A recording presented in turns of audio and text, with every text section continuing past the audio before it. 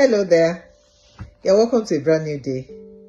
Now, I want to ask you, how has been the year? How has been your marriage relationship all through this year? How can you assess your relationship? Be very, very sincere. Be very, very truthful about it.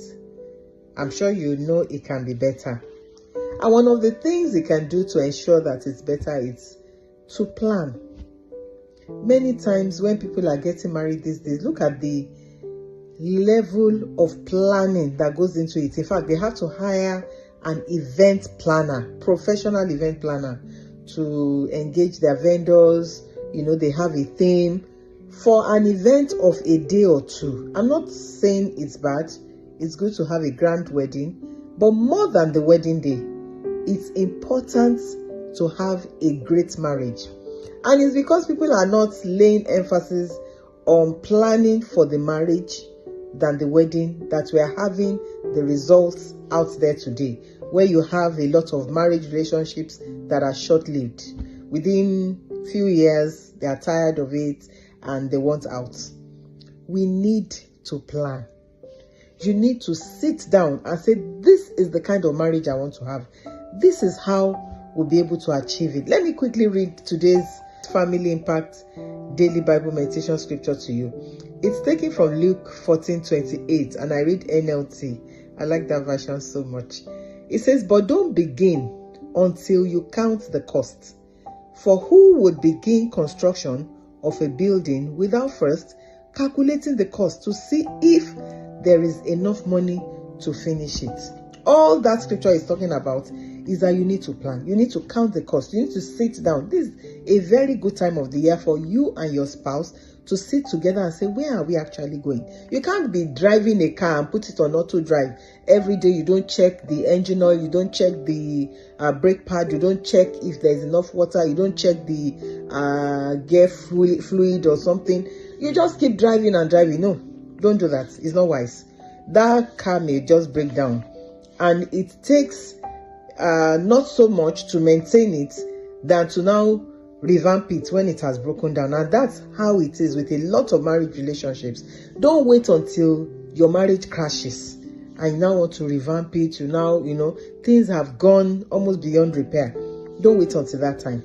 Keep putting those little things into your marriage relationship. One of them is assessing where you are and planning for the next year. How do we want our marriage relationship to be? I encourage people to do a vision board. What kind of dream marriage? Just shut your eyes. What kind of home do you expect? What kind of spouse? What kind of children? Just shut your eyes and go into dream world and write down what you can see. Then both of you can pull those resources together and see how you can achieve it. One of the things you need to do is to set out time to date each other.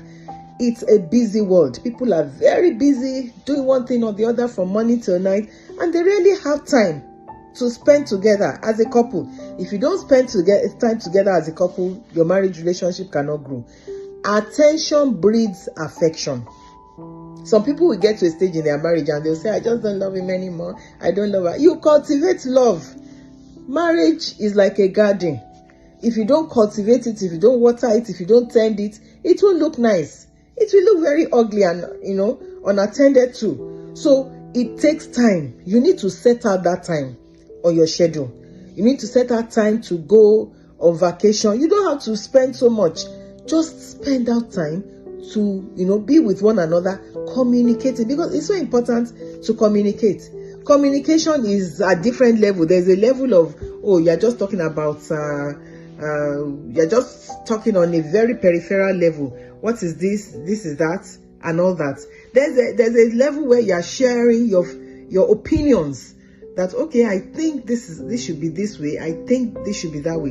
It gets to a stage you are sharing your feelings. It's deep. You become vulnerable with each other. You need to get to that stage. And it takes time. You need to spend time together.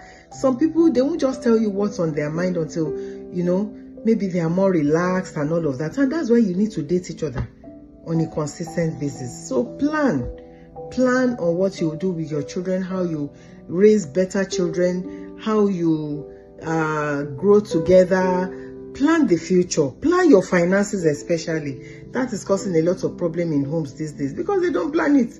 This person is hiding money, that person is hiding. You don't need to hide nothing. Bring out everything. This is what we need to do with it. No matter the financial temperament of your spouse, whether they are spenders or savers, once there's a budget, everybody keeps to it. So spend time to plan and you'll have a better family.